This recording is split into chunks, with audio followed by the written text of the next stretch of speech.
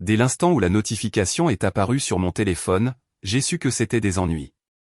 J'étais en train d'essuyer le comptoir en miroir dans les toilettes du hall du Grand Hôtel de la Baie quand j'ai vu mon nom clignoter sur l'écran.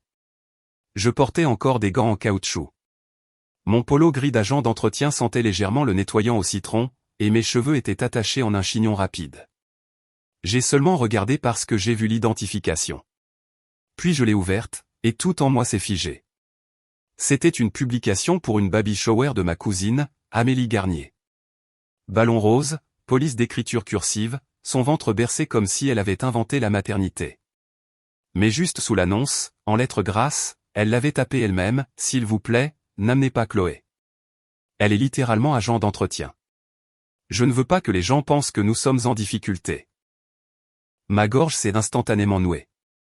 Un deuxième commentaire se trouvait juste en dessous, aussi désinvolte que quelqu'un qui complimenterait un pull, de ma propre mère, Sophie Leroy, totalement d'accord. Gardons l'événement chic. Je n'ai pas bougé, pas respiré. J'ai juste fixé l'écran lumineux pendant que les lumières des toilettes bourdonnaient doucement au-dessus de ma tête. C'était là. Ma famille, des gens qui avaient partagé mon enfance, mes secrets, mes vacances, s'accordant publiquement à dire que je n'étais pas assez bien pour assister à une baby shower. Non pas parce que j'avais fait quelque chose de mal, mais parce que je travaillais comme agent d'entretien. J'ai dégluti difficilement et j'ai verrouillé mon téléphone. Je n'ai pas répondu. Pas encore. Si je tapais quoi que ce soit à ce moment-là, cela viendrait de la blessure, pas de la clarté. J'ai jeté les gants à la poubelle, je me suis lavé les mains et je suis sorti dans le hall où les lumières de l'hôtel brillaient sur le marbre poli. Les clients passaient devant moi en costume de créateur et en robe scintillante, jetant à peine un regard à la femme avec un chariot de nettoyage. Mon chariot de nettoyage, mon uniforme, mon travail mais pas toute mon identité. Longue nuit, a lancé Julien, l'un des chasseurs, en passant avec un chariot à bagages. Vous n'avez aucune idée, ai-je marmonné. Baby shower demain, a-t-il dit. Une grosse. Ça a l'air chic. Oh, je le savais. Amélie avait choisi cet hôtel, mon lieu de travail. Mais elle ne voulait toujours pas de moi là-bas. J'ai terminé mon service tranquillement, nettoyant après une réception d'entreprise, essuyant le champagne renversé sur les tables et vidant les poubelles débordant de serviettes couvertes de paillettes. J'ai pointé à minuit, j'ai enfilé mon sweat à capuche et je suis sorti. Mon téléphone a vibré. Un texto de ma mère, « Chloé, ne viens pas demain. Ce n'est pas le genre de personne avec lesquelles tu es à l'aise. S'il te plaît, ne rends pas les choses gênantes. » Celui-là m'a fait plus mal que le commentaire parce qu'elle le croyait vraiment. Pas, tu mérites le respect. Pas, nous voulons que tu sois là. Pas même, comment vas-tu? Juste, tu n'as pas ta place. Je suis resté assise dans ma vieille Renault Clio pendant une bonne minute, à regarder le parking vide. Les lumières de l'hôtel scintillaient sur le bâtiment comme si c'était quelque chose de précieux. Et ça l'était pour moi, parce que 3 ans plus tôt, quand le Grand Hôtel de la Baie était noyé sous les dettes, j'y avais investi. Je ne l'avais pas dit à ma famille parce qu'ils avaient ri la dernière fois que j'avais partagé un rêve avec eux. Je ne l'avais pas publié en ligne parce que le succès semblait plus réel quand il était privé. J'avais pris chaque centime que j'avais économisé, plus un prêt par l'intermédiaire de mon avocat, Étienne Moreau, et j'étais devenu la propriétaire majoritaire. L'ancien propriétaire voulait se retirer rapidement, et j'ai vu du potentiel là où tout le monde voyait un navire en perdition. J'ai gardé mon travail d'agent d'entretien parce que cela me donnait un accès constant à chaque recoin de l'hôtel. Les gens disaient la vérité quand ils pensaient que je n'étais personne. Personne ne gère un endroit mieux que quelqu'un qui travaille sur le terrain. Mais ce soir la partie, personne, a fait craquer quelque chose en moi. J'ai conduit directement au bureau d'Étienne, celui avec une unique lampe toujours allumée. Il m'a ouvert, les yeux fatigués mais alertes. Chloé, a-t-il dit, inquiet. Que s'est-il passé? Je lui ai tendu mon téléphone sans un mot. Il a lu les commentaires, les lèvres pincées. Je suppose que vous voulez agir, a-t-il dit. Oui, ai-je répondu. Professionnel, net. Pas de cris, pas de drame. Je veux juste qu'ils voient qu'ils ont essayé de couvrir de honte. J'ai secoué la tête. Parler ne résoudra rien. Ils pensent savoir qui je suis. Laissez-les voir. Il a tapoté un stylo sur son bureau, en réfléchissant. Vous êtes la propriétaire majoritaire, a-t-il dit finalement. Vous avez le droit d'assister à n'importe quel événement dans le bâtiment. Et si vous voulez que le personnel vous reconnaisse publiquement, professionnellement, nous pouvons nous en assurer. Pas de manière humiliante, juste factuelle. C'est exactement ce que je veux, ai-je dit. Je veux qu'ils entendent mon nom annoncé comme il se doit, par l'agent d'entretien, par la honte, juste la vérité. Étienne a ouvert un tiroir de classement et en a sorti les documents de propriété. Il les a fait glisser sur la table. Voir mon nom imprimé Chloé Leroy, actionnaire majoritaire, avait une résonance différente ce soir. Gardez ceci avec vous demain, a-t-il dit. Vous n'en aurez probablement pas besoin, mais gardez-le près de vous. Juste pour votre propre confiance. Envoyez l'email à la direction, ai-je dit doucement. Je veux que tout soit prêt pour le matin. Il a hoché la tête. Je l'écrirai ce soir. Quand j'ai finalement quitté son bureau, le ciel était bleu foncé, ni nuit, ni matin, juste cette étrange heure entre deux où tout semble suspendu. Je suis rentré chez moi, j'ai pris une douche pour enlever l'odeur d'eau de javel et je me suis tenu devant mon placard. Pour la première fois depuis longtemps, je n'ai pas attrapé mon polo de travail. J'ai choisi un chemisier blanc propre, un pantalon ajusté et un collier en or doux. Simple, élégant, rien de tape à accent grave-l'œil, juste assez pour entrer dans une pièce sans s'excuser. Mon téléphone a vibré une fois de plus. Un message d'Amélie: si tu te présentes demain dans ces vêtements d'agent d'entretien, je jure que je serai mortifié. S'il te plaît, ne gâche pas ma journée. Je n'ai pas répondu parce que demain il ne s'agissait pas de gâcher sa journée. Il s'agissait de mettre fin à la version de moi qu'ils gardaient dans leur tête, celle qui devait rester silencieuse, se faire petite, ne pas déranger. J'ai éteint ma lampe, je me suis allongé et je me suis murmuré: ils sont sur le point de découvrir exactement qui ils ont essayé d'exclure. Et pour la première fois depuis des années, je me suis endormi en souriant. La lumière du matin frappait différemment quand on savait que les gens étaient sur le point d'apprendre une vérité à laquelle ils ne s'attendaient pas. Je suis entré dans le grand hôtel de la baie à 9h07 précise. Pas de chariot de nettoyage, pas d'uniforme, pas de gants en caoutchouc, juste un chemisier blanc, un pantalon ajusté et une confiance tranquille que je n'avais pas ressentie depuis des années. Mes cheveux étaient lâchés, brossés et lisses, et pour une fois, je ne me suis pas précipité par l'entrée du personnel. J'ai utilisé les portes principales du hall, les mêmes portes que ma famille avait toujours supposé que je n'étais pas qualifié pour franchir. Les lustres brillaient. Les clients s'affairaient pour s'enregistrer, et les décorations de la baby shower étaient déjà transportées vers la salle de bal bleue. Ballon rose, boîte de cupcakes, nappe en velours. Mais ce qui comptait, c'était le personnel.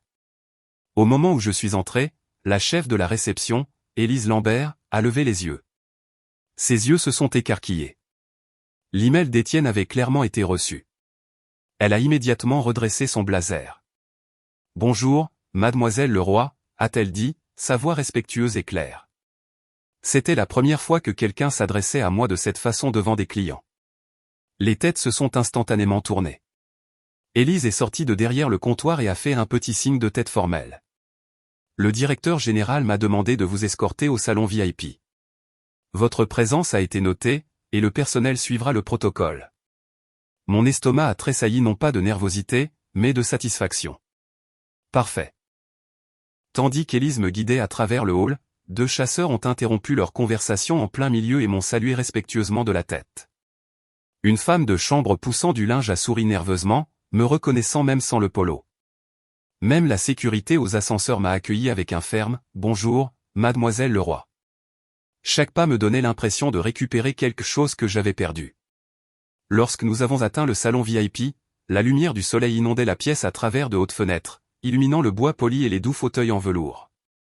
Cette pièce était habituellement réservée aux célébrités, aux dirigeants d'entreprises et aux mariages prestigieux. Aujourd'hui, elle était pour moi. Élise a ouvert la porte, est entrée et a fait une annonce au personnel à l'intérieur: « Tout le monde, attention. Mademoiselle Chloé Leroy, propriétaire majoritaire du Grand Hôtel de la Baie, est ici. » Entendre ces mots dans une pièce remplie d'employés dont certains ne me connaissaient que comme la femme au seau et à la serpillière m'a coupé le souffle. Ils se sont tous tenus un peu plus droits. Quelques bouches se sont ouvertes. Un jeune serveur a murmuré: « Attendez, elle possède cet endroit ?» Je leur ai fait un signe de tête poli. « Bonjour. » Mais mon moment a été interrompu par le bruit de bavardage joyeux et bruyant à l'extérieur, des voix familières, aiguës, agaçantes, excitées. ma famille. Le groupe pour la baby shower était arrivé en avance. Le rire d'Amélie a résonné dans le couloir, suivi d'un chœur de salutations et de cris. Oh mon Dieu, c'est magnifique! Je n'arrive pas à croire qu'on ait trouvé un lieu aussi chic. Si seulement elle savait. J'ai jeté un coup d'œil à Élise. La salle de bal bleue est-elle prête? Oui, madame, a-t-elle dit. Et conformément à l'email, tout le personnel de l'événement a été informé de votre position, si vous choisissez de faire une apparition. Je vous rejoindrai sous peu, ai-je dit. Lorsqu'un membre du personnel est sorti, me laissant seul, je me suis permis de respirer un instant. Juste un instant. C'était le calme avant la révélation. La porte s'est entr'ouverte. Un serveur a jeté un coup d'œil à l'intérieur. Mademoiselle Leroy, vos invités se rassemblent à l'entrée de la salle de bal. Des invités, pas de la famille. Cela me disait tout. Merci, ai-je dit. Je suis entré dans le couloir au moment où ma mère et ma cousine s'affairaient avec les ballons de la baby shower. Amélie, enceinte, le ventre à peine visible, portait une robe rose et une expression suffisante. Maman avait l'air soignée, critique et excitée d'une manière qu'elle n'avait jamais été pour quoi que ce soit que j'ai fait. Aucune des deux ne m'a remarqué au début, pas avant qu'Élise ne s'avance et ne parle assez fort pour que le groupe entende. Mademoiselle Leroy, souhaitez-vous que nous ouvrions la salle de bal pour vous maintenant? Le couloir entier s'est figé. Amélie s'est tournée la première. Son visage s'est décomposé si vite que c'en était presque comique. Chloé, a-t-elle murmuré, ses yeux balayant ma tenue, mes cheveux, tout. Quoi? Qu'est-ce que tu fais ici? Tu ne travailles pas aujourd'hui. Les lèvres de maman se sont pincées. Je t'avais dit de ne pas venir. Avant que je puisse répondre, Élise a ajouté, parfaitement professionnelle, Mademoiselle Leroy est la propriétaire majoritaire du Grand Hôtel de la Baie. Elle peut entrer dans n'importe quel événement ou espace qu'elle souhaite. On aurait pu entendre une mouche voler. Amélie a cligné des yeux rapidement. Propriétaire? Propriétaire de quoi? Le choc, la panique, l'incrédulité, tout cela s'est délicieusement installé sur leur visage. Et pour la première fois de ma vie, je ne me suis pas dérobé. J'ai souri calmement. Cet hôtel, ai-je dit. Je le possède. La mâchoire de maman en est presque tombée par terre. Amélie serrait son petit sac cadeau rose comme si c'était un radeau de sauvetage. Et le meilleur dans tout ça? La révélation ne faisait que commencer. La réaction d'Amélie a été presque instantanée. Son visage est devenu d'une nuance plus claire que les ballons roses qu'elle tenait. Tu possèdes ça, a-t-elle balbutié. Oui, ai-je dit simplement. Depuis 3 ans. Maman a cligné des yeux comme si son cerveau était en train de charger. Mais tu nettoies les sols ici. J'aide là où on a besoin de moi, ai-je répondu. C'est ce que font les bons propriétaires. On pouvait pratiquement sentir la température du couloir chuter. Des parents qui m'avaient ignoré pendant des années me dévisageaient soudain comme si des ailes m'avaient poussé. Avant que l'une ou l'autre ne puisse trouver une excuse, les portes de la salle de bal se sont ouvertes pour moi. À l'intérieur, la coordinatrice de l'événement, Clémence Roux, est sortie, une tablette à la main. Elle m'a regardé directement. Mademoiselle Leroy, votre salle de bal est prête. Souhaitez-vous voir l'installation avant que les invités n'entrent? Amélie s'est presque étouffée. Ma quoi? A-t-elle glapi? Ma salle de bal, ai-je répété, en avançant sans attendre personne. Allons voir. Clémence m'a tenu la porte avec un signe de tête respectueux. Derrière moi, j'ai entendu des chuchotements se répandre dans le groupe comme une traînée de poudre. Chloé possède cet endroit, elle n'a jamais rien dit. Pourquoi sa mère n'était-elle pas au courant? Je suis entré la première. Toute la salle de bal brillait, lumière douce, chemin de table rose, centre de table floraux, table de dessert garnie de friandises pastel. C'était magnifique. Clémence a fait un geste vers l'agencement. Faites-nous savoir si vous souhaitez que quelque chose soit ajusté. Vos préférences sont prioritaires. Maman et Amélie sont entrées derrière moi, toujours en état de choc. Amélie a dégluti difficilement. Je ne savais pas, tu n'as jamais demandé, ai-je répondu doucement. Tu as seulement supposé. Elle a ouvert la bouche, puis l'a refermée, l'embarras faisant rougir ses joues. Maman s'est approchée de moi lentement. Tu as acheté un hôtel et tu ne me l'as pas dit? J'ai croisé son regard. M'aurais-tu cru? Son silence était la réponse. Clémence s'est approchée à nouveau, son ton purement professionnel. Mademoiselle Leroy, le responsable de la restauration aimerait votre approbation pour le placement final du menu. Amélie m'a regardé, horrifiée. Il te demande à toi, pas à moi. C'est son bâtiment, a dit Clémence simplement. Nous suivons ses directives. Chaque invité en vue s'est tourné vers moi comme s'il me voyait pour la première fois. J'ai parcouru la pièce avec confiance, ajustant de petites choses, donnant mon avis, et regardant ma mère et ma cousine réaliser à quel point elles s'étaient trompées. Quand j'ai eu fini, je suis retourné vers elle. Amélie tripotait son bracelet. Chloé, je suis désolé pour la publication. Je n'aurais pas dû dire ça. Et je n'aurais pas dû être d'accord, a ajouté maman doucement. Les excuses n'étaient pas parfaites. Elles étaient décousues, tremblantes et mal à l'aise. Mais elles étaient sincères. Je ne suis pas en colère, ai-je dit. J'avais juste besoin que vous arrêtiez toutes les deux de me définir par un uniforme. Amélie a hoché la tête, les yeux brillants. Peux-tu quand même rester pour la fête? J'ai souri, d'un air doux mais ferme. Je le ferai, mais pas parce que j'ai besoin de ton approbation. Je suis ici parce que c'est mon hôtel et parce que je me soucie encore de la famille, even when they forget who I am. Maman a tendu la main, hésitant avant de toucher mon bras. Nous n'oublierons plus. L'atmosphère de la pièce s'est immédiatement allégée. Pour la première fois depuis des années, je me sentais vu. Vraiment vu. Et la journée n'était pas encore terminée. La baby shower a commencé avec une musique douce et des bavardages polis, mais l'énergie dans la pièce avait complètement changé. Les gens qui avaient l'habitude de m'ignorer me souriaient soudainement, se présentaient ou s'écartaient respectueusement quand je passais. Ce n'était pas faux, juste une curiosité choquée mêlée à la réalisation gênante qu'ils m'avaient mal jugé pendant des années. Je n'en ai pas rajouté. La vengeance n'a pas besoin d'être bruyante pour fonctionner. Amélie était assise dans le grand fauteuil désigné pour la future maman, lissant nerveusement sa robe. Toutes les quelques minutes, elle jetait un coup d'œil dans ma direction, comme si elle n'était toujours pas sûre que la révélation se soit réellement produite. Maman planait à ses côtés, plus silencieuse que je ne l'avais jamais vue à un événement familial. J'ai choisi une table près de l'avant non pas parce que j'avais besoin d'attention, mais parce que je sentais enfin que j'avais ma place ou que je choisisse de m'asseoir. Lorsque la coordinatrice de l'événement a annoncé le début des jeux et des séances photos, Amélie s'est levée et s'est éclaircie la voix. Avant de commencer, je voudrais dire quelque chose, a-t-elle dit, serrant ses fiches mais sans les lire. J'ai publié quelque chose hier qui était méchant, déplacé et, honnêtement, embarrassant. La pièce est devenue silencieuse. Elle m'a regardé droit dans les yeux. Je ne savais pas à quel point tu avais travaillé dur ni ce que tu avais construit. Et au lieu d'être fier de toi, je me suis moqué de toi. Je t'ai blessé, et je suis désolé. Sa voix s'est un peu brisée, et une réelle sincérité a percé. J'ai hoché la tête doucement. Merci. Cela signifie beaucoup. Maman s'est alors avancée, les mains jointes. Je t'ai jugé sur la base de ce que je voyais en surface. J'ai oublié que le succès n'a pas à avoir une apparence particulière. Tu as toujours été indépendante, Chloé.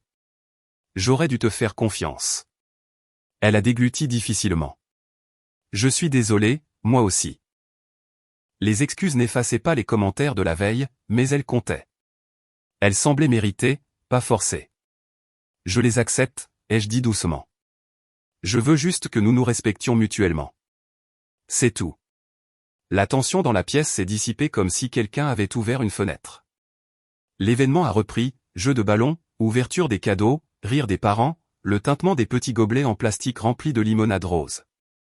J'ai même aidé à porter quelques cadeaux à la table, et cette fois, personne ne m'a traité comme une employée. Pas même une seconde. Maman est venue s'asseoir à côté de moi après un moment.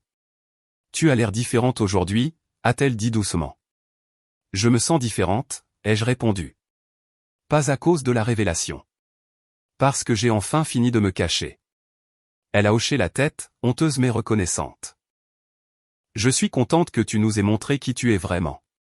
J'ai souri. J'ai toujours été là.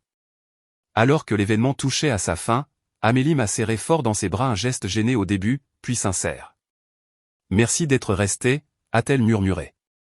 Je ne le mérite pas, la famille, ce n'est pas une question de mérite, ai-je dit. C'est une question d'évolution. Quand tout le monde est parti, quelques membres du personnel se sont approchés de moi avec de petits sourires. Superbe révélation, mademoiselle Leroy, a chuchoté l'un d'eux. J'ai ri. Gardons notre professionnalisme demain aussi.